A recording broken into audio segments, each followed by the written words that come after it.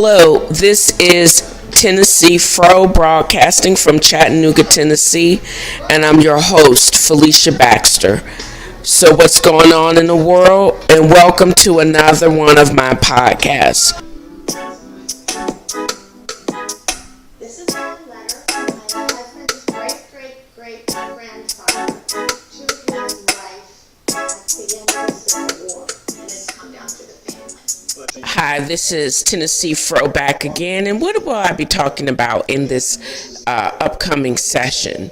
It's going to be separated into multiple sessions, but I wanted to make something very clear. The premise of the podcast has not changed. I'm still sick of the same old TV shows, entire movies, even though one of my favorite shows ended this week with the final episode of The Big Bang Theory, and it was actually pretty good. I'm not a Games of Thrones fan, so I can't speak on that. And I just saw a pretty good movie called Palm with Diane Keaton that I also thought was actually very good. But the podcast itself is going to be separated into who am I giving the double peace sign to, what I've been reading for the past several weeks. Is going to be a continuation of the Tales of Genji as well as White Trash, and an extended book list that is compiled from listening to Kirkus reviews as well as the New York Times book reviews. I've actually added several books to a elongating list of books that I will either start reading or have read or will be reading and think that everyone should be reading. And I'll end it with my own works and shameless plug of my own book. Not My Family, When Ties Should Not Bind, as well as the TNFro the Unpoet poem that I was able to craft while in Charlotte over this past weekend, and I hope you will enjoy.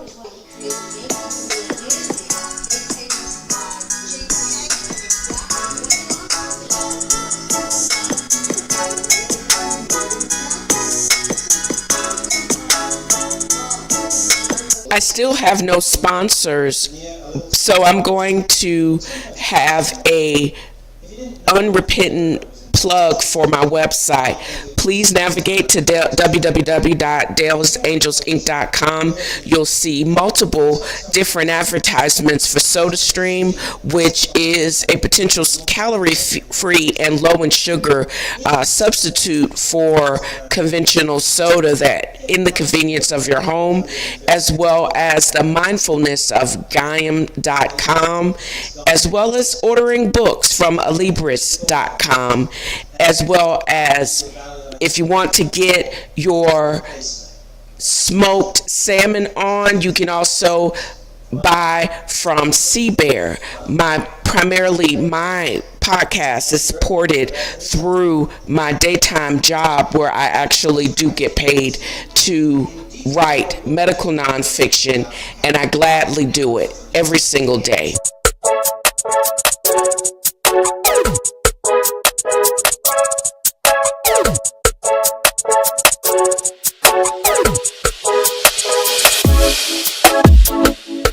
Hello, this is NCFro, now recording as TNFro, broadcasting from Chattanooga, Tennessee, and I'm your host, Felicia Baxter.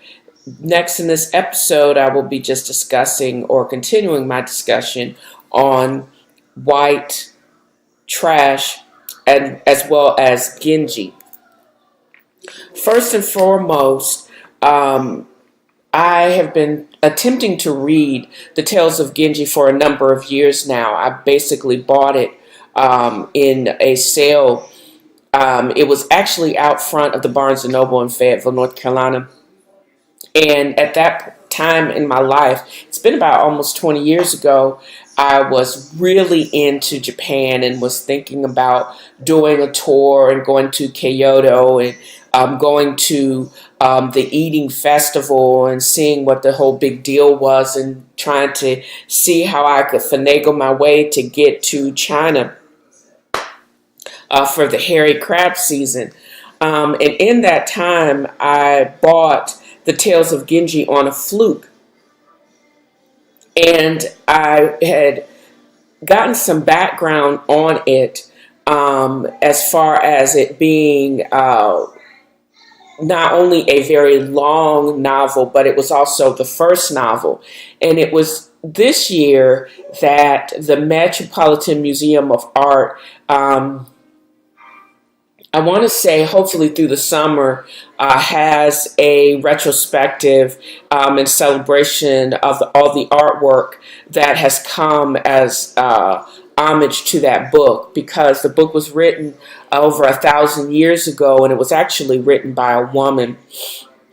Mad props to Mary Marisuku. Oh, what is that lady's name? Oh, the book is actually in the other room. That's what I get. This is very, I know, amateur, but is it Marisaki Shikibu? Hopefully I haven't massacred her name too much, but she was a female in court, and she actually was, at this time, women were the shiznit in Japan, where they were allowed to be educated, and your stature in the society was dependent on who your people were, in particular who your mother's people were.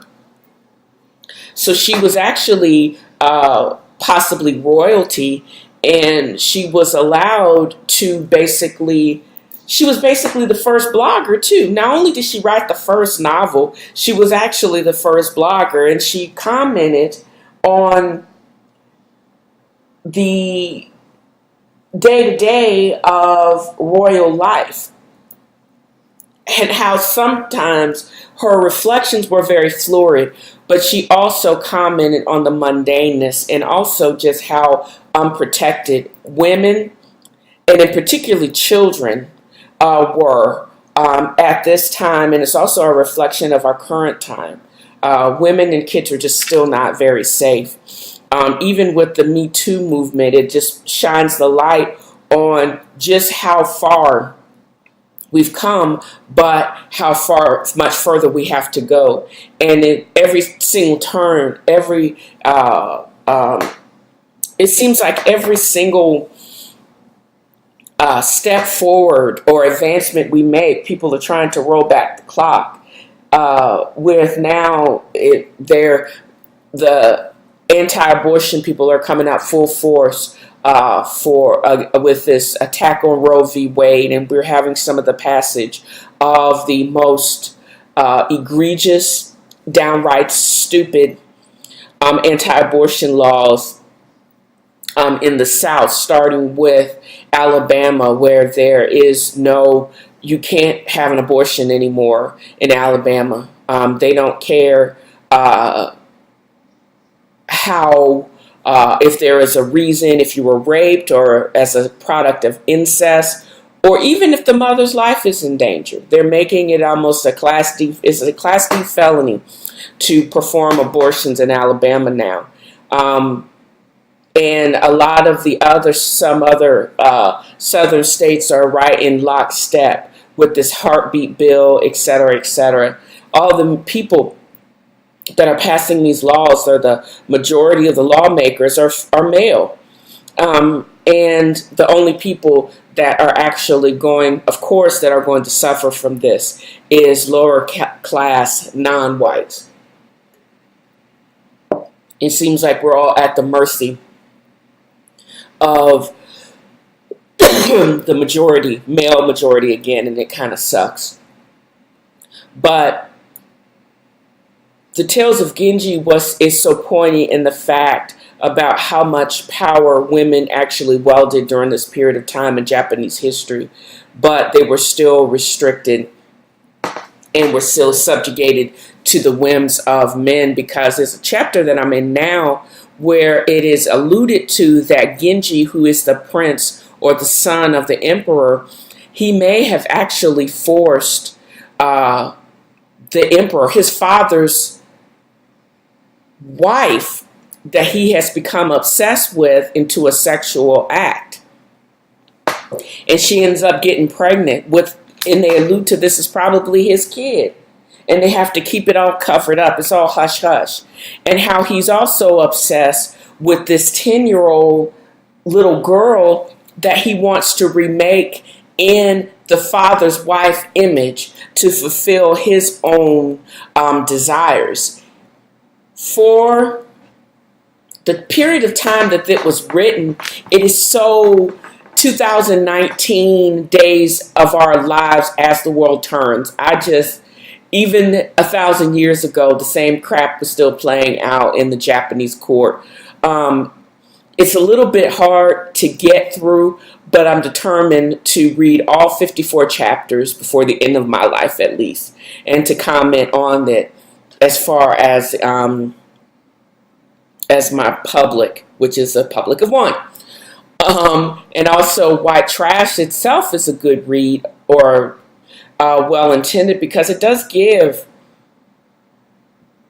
a kind of a different perspective on marginalized individuals. And again, the part, I've actually listened to the book in its entirety.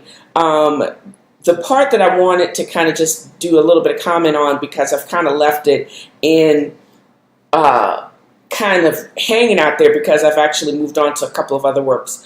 But the part that I'm actually on is how, just like any other marginalized population, they get used a lot. And now we're into the 20th century usage or abuse of this particular population.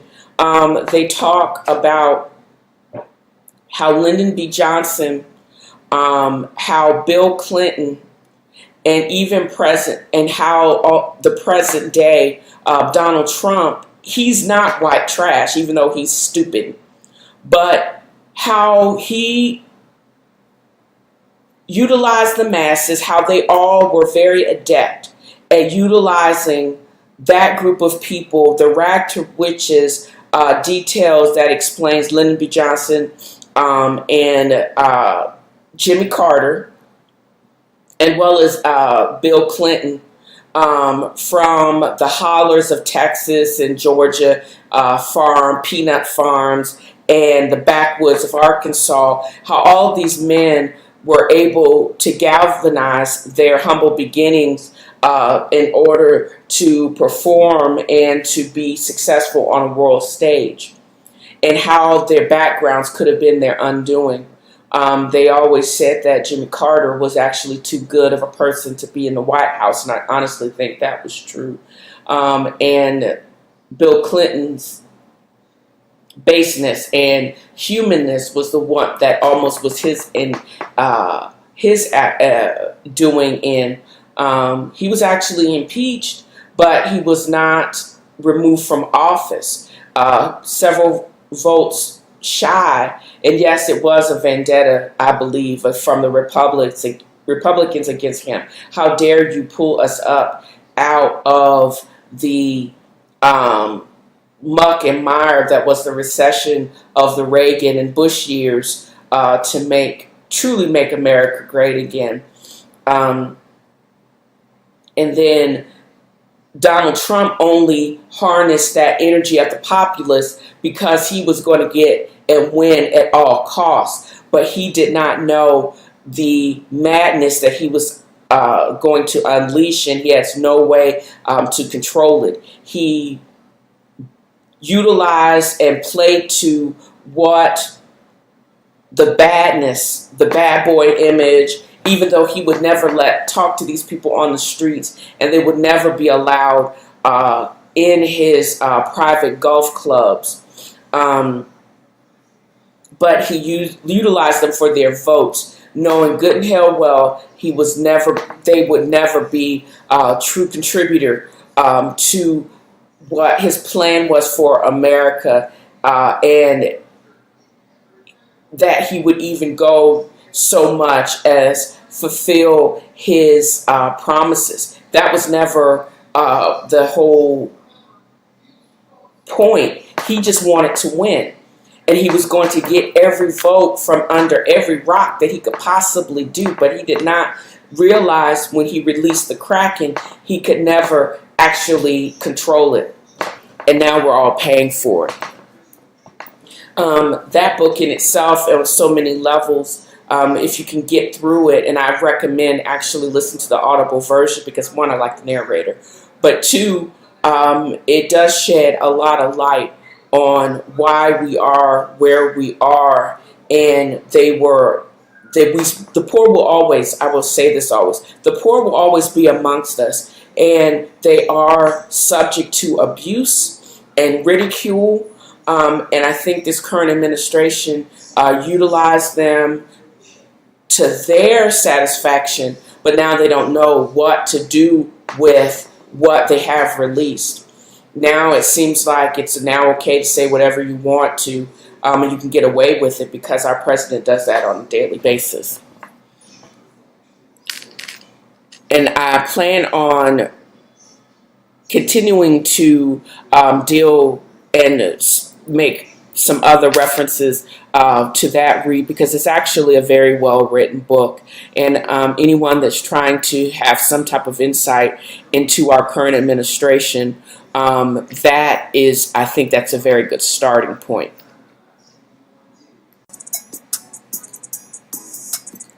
Hi, this is Felicia of TNFro is back. Just doing another mindless plug for my website and my first release on my book. Feel free to navigate to dalesangelsinc.com/store to check out my first attempt at the written word. It is called Not My Family, as well as navigating back to the original site, just www.dalesangelsinc.com, to check out my complete offerings, which goes from Gaiam.com, an exploration of mindfulness. There you'll find great deals on yoga clothes and Pilates gear, as well as massage, essential oils, and also great jewelry. Navigate to my website and click on the link to take you on an exploration of mindfulness to Gaiam.com.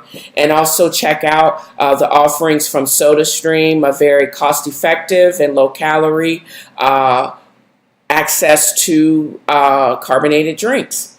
They're refreshing, and they're also very good for you as far as correcting dehydration. And next, Sea Bear, where the wild-caught and very appropriately handled smoked salmon from the Pacific Northwest. They also have many other sea offerings, and I think you will, it's an enjoyment of the taste buds. And then don't hesitate to navigate to Alibris.com, where you'll find reduced cost books, anywhere between 20 to 50% off. Again, please navigate to Libris.com and partake in those deals. Thanks.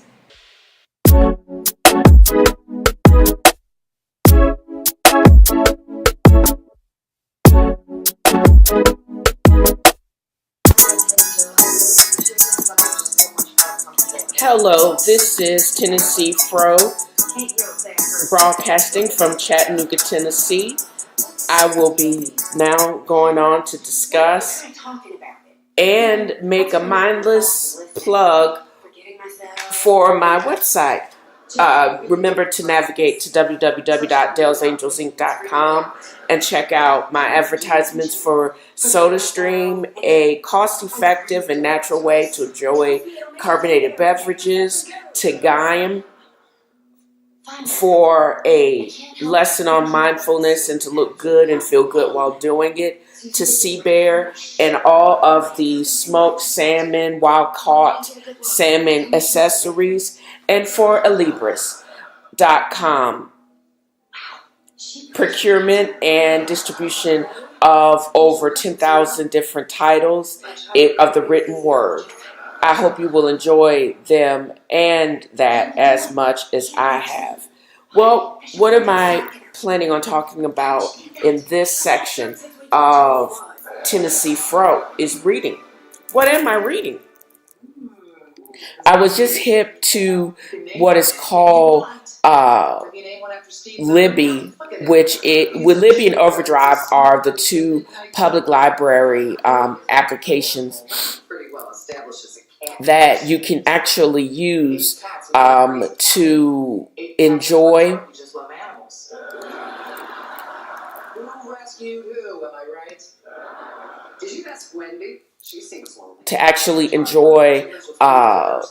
the written word in electronic form that's offered and maintained by the public library system. Libby is the application used here in Chattanooga as well as in Charlotte. I was just recently in Charlotte completing my yearly doctor's appointments, and I was able to not only check out and listen to the book review by the New York Times as well as Kirkus reviews. I was able to add several books, at least put a hold on several books while I was waiting. And one of them I actually found while trying to look up another book was called Mopping Floors to CEO, From Hopelessness and Failure to Happiness and Success by Dennis Miller. Dennis Miller was the former CEO of Somerset Medical Center in New Jersey, and I had no idea who he was, but his life read as a kind of like a current day survival series. He had an emotionally abusive father, physically abusive Catholic school teachers, bottom of the class grades all the way through high school, and mental health issues that would eventually land him in the Fair Oaks Psychiatric Hospital. Yet through his own perseverance and the help of caring individuals, he began a slow but sure ascent up the ladder of success. He started with mopping floors at a Ramada Inn. He got into an Ivy League school and eventually would become CEO of that said hospital.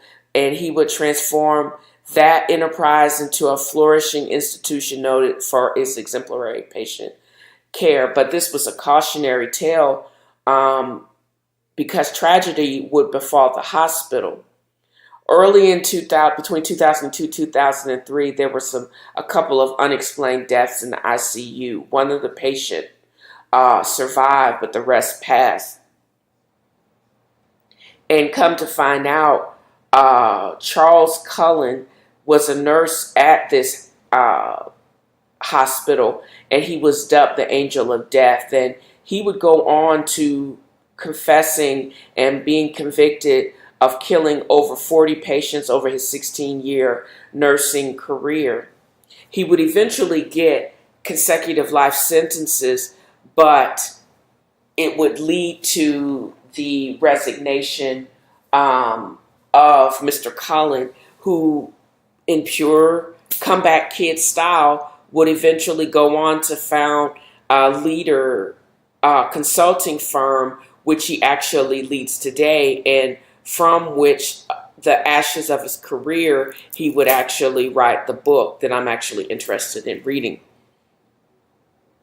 The next book on this list is Impeachment by John Meacham. 4 experts on the American presidency examined 3 times when impeachment has been invoked. Initially against Andrew Johnson, Richard Nixon, and Bill Clinton. And they explain what it means today. And I think in the tragedy and craziness that is our current administration, all of us would want to know exactly about that. We have Furious Hours by Casey Sepp. She actually unravels a mystery surrounding Harper Lee's first and only work of nonfiction and the shocking true crimes at the center of it. The book tripped me out because it's about a black minister in Alabama that basically gets away with killing multiple family members and their wives for the insurance money, and which is completely opposite of To Kill a Mockingbird. He actually completely gets away with it, and he charms himself out of it.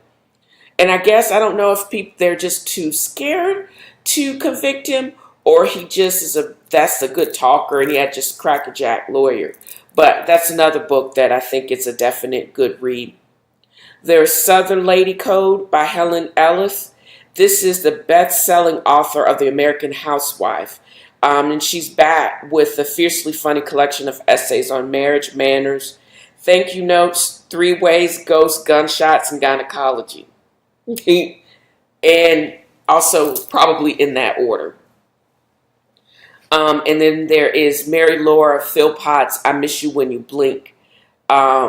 She thought she had cracked the code, always be right and you'll always be happy. But once she completed her life's to-do list, job, spouse, house, babies, she found out that feeling content and successful, she was still very anxious. What's more, she felt as if she were a failure, and she felt she wanted to run away. In this memoir and essays full of spot-on observations about home, work, and creative life, Philpott takes on the conflicting pressures of modern adult with wit and heart. She offers up her own stories to show you that identity crises don't happen just once or only at midlife. And she reassures us that the small, reoccurring personal reinventions are both normal and necessary, and advises that if you're going to faint, you should get low to the ground first. Most of all, Philpott shows that when you stop feeling satisfied with your life, you don't have to burn it all down and set off on some transcontinental hike unless you really want to, but you can call up upon the many selves to figure out who you are, who you're not, and where you belong. Who is not trying to do that? And last on this list is another shameless plug for my own book. March 17th of last week, my own first novel, more like a novella because it's only 102 pages, dropped. And it's called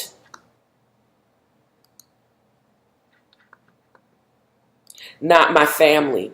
This is a compilation or a book that actually came as a project about 4 years ago. An acquaintance self-published her own book, and I basically thought, she told the story, didn't like it, wanted my money back, but I thought about, I bet I could do that. I read enough, I wonder if I can do that. More to the point, is I didn't have anybody discouraging me, but I didn't have anybody encouraging me. And it was a great way and an exercise to see if I had the literary chops to actually put together in a book. And evidently I do. The next several podcasts, in fact, I will be probably reading small excerpts from it, as well as my own forays into marketing, trying to get other bloggers to actually review the book and talk about it on their blogs, and to get kind of a general feel, and at the same time to get more readers and to get the sales. But the premise for my book was, what if you could choose your real family? This book is in a genre called auto fiction, and is loosely based on the events of my life and events of people that I know. But the main character in a search to find herself and to find connections to other family members, a healthcare executive will uncover the lies and explanations of generational dysfunction. She begins research of family tie only to uncover lies that estrange her from her real family. And she would find the destructive nature of dysfunction, generational dysfunction, the conquering nature of love. She will discover once you find your real home, you really can go home again. I basically pounded this book out. It took me almost a year to kind of finish it once I actually started working on it. And I find that when you're under stress, even though I was liking what I was doing in North Carolina at the time, I wasn't really happy about management and the company that I worked for. On my downtime, when I was off, I was able to pound out this book. And I now know the power of the rewrite and the necessity of having a strong editorial editing team, which I did not have, but which I'm also going to be looking for my next project. And I'm so excited that I was able to share these words and thoughts with you. And I hope you will enjoy the finished product as much as I have enjoyed writing it. Again, you can either navigate to Dell's Angels Inc. /store to purchase a signed copy of the hardcover as well as the soft cover, or you can navigate to authorhouse.com /en/bookstore/book details /792-427 not-my-family to order your own unsigned copy. And also you would actually have to pay the shipping. I plan on in the next several months visiting book festivals as well as creating my own book signing events. And I will be happy to sign a copy for you. This is an exciting period of my life. My daytime nonfiction, medical nonfiction job is actually changing as of June 3rd. I'm working for a company I don't mind telling people that I actually work for here in Chattanooga. And I'm actually writing and I'm drawing and I'm actually just creating something that I can be happy about, that I can be positive about, that I think is going to actually make a difference. Who would have known the last 3 years has been a trial, but I've been able to learn and to find people that I would consider my friends, and it's just exciting.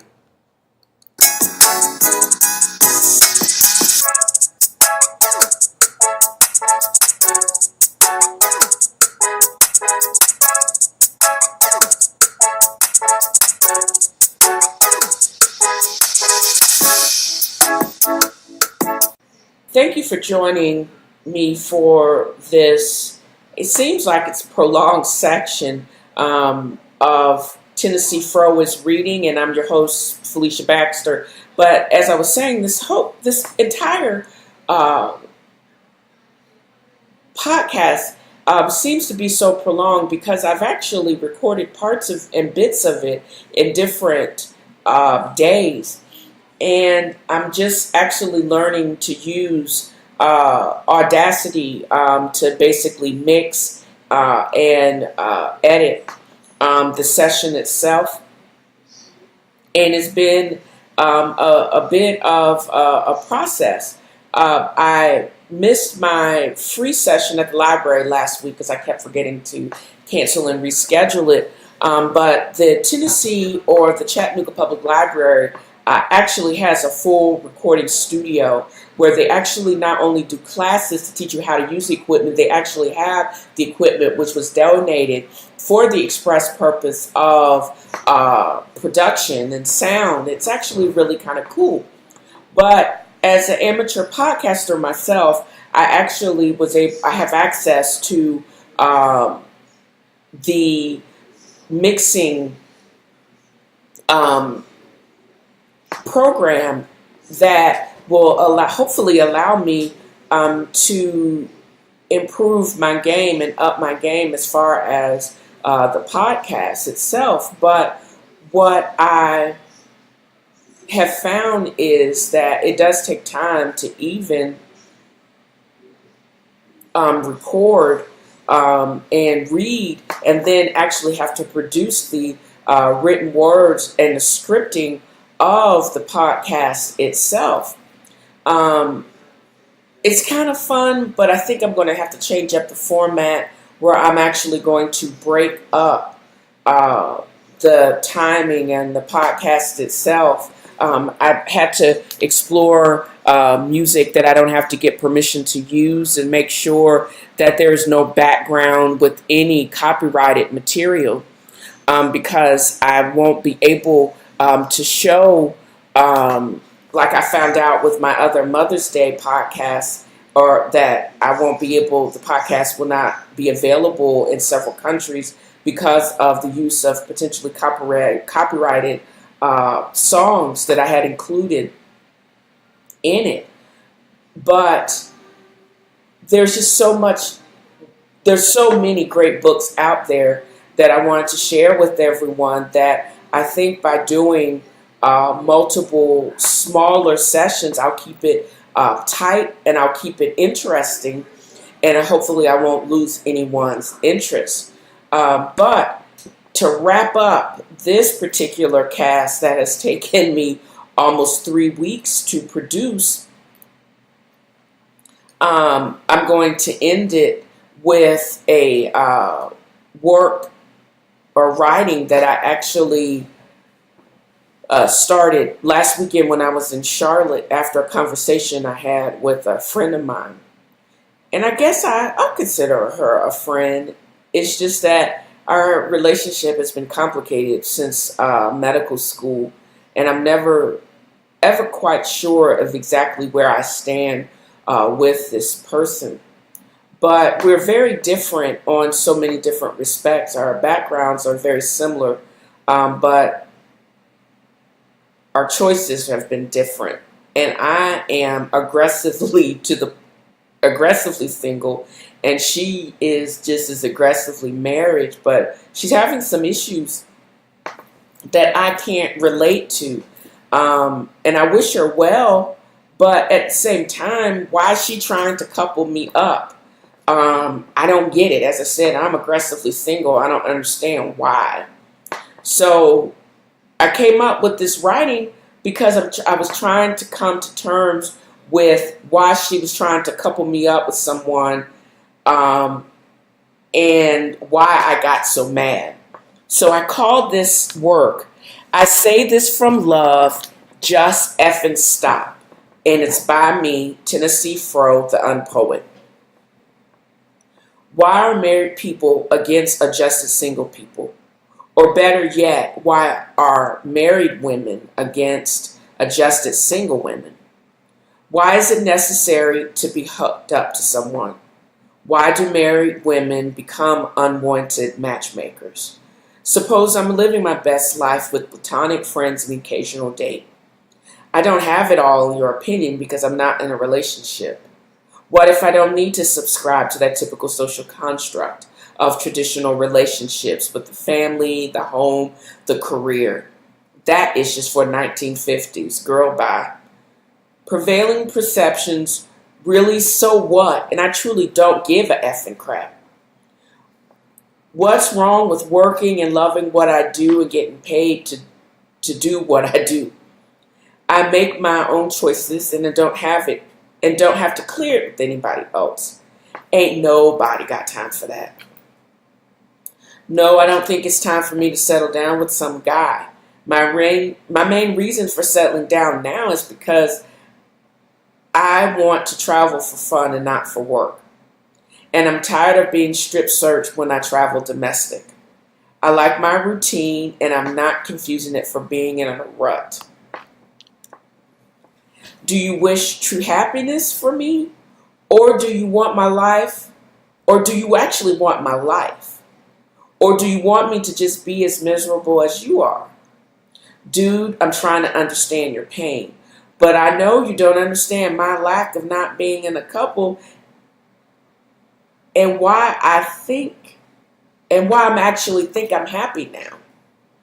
So do you want to take the Advil or do you want to wallow in the pain? But as for me and mine, I'm not going to be free entertainment. You have got to get out of your pain and find some other positive outlet. Because I don't do free. I'm not Captain Save-A-Ho. I am not a therapist. I will not be dumped on with a whole bunch of psychological BS. Yes, you need help, but I'm just not the one. Just effing stop and think. Stop trying to pull me into your drama because I'm not the one. I am so aggressively single and dedicated to being mentally and spiritually whole person. That abstractions that compose your life are just not really for me, and they're actually kind of annoying. Stop complaining about your hate for your job or your life and your family. Stop complaining that you hate where you are at this stage in your life because you are not doing anything about it. If you want to go further, stop being a dumbass and learn the wonder of saying no to people and situations that are holding you back. Why am I finally happy? I put my head down to the grindstone for almost 3 years and got really good at something. I have hobbies and I don't get caught up in a whole bunch of nonsense. I avoid situations and people that harsh my natural mellow. The ignore and do not disturb buttons on my iPhone are better than sliced bread. I don't need to be called for idle chit-chat. I don't need constant contact. Just stop being negative. Just stop being stupid. Just effing stop talking me to death. Oh, now I get it. Wait. Now I get it. Is it easier to deflect and fix others because you don't have to deal with your own BS? I am not going to be your reason to procrastinate. You're going to have to fix whatever is inside that ails you. My life may not be the typical ending to a 1994 rom-com, but that doesn't mean I won't get my happily ever after. My happy ending may still be in the cards. I'm just not as focused on it like you. So get out of my grill. Just effing stop. Again, this is TNFro recording from Tennessee. Stay tuned for the next episode where I'll be tasting wines and reading some very interesting works of art. And you guys have a great day.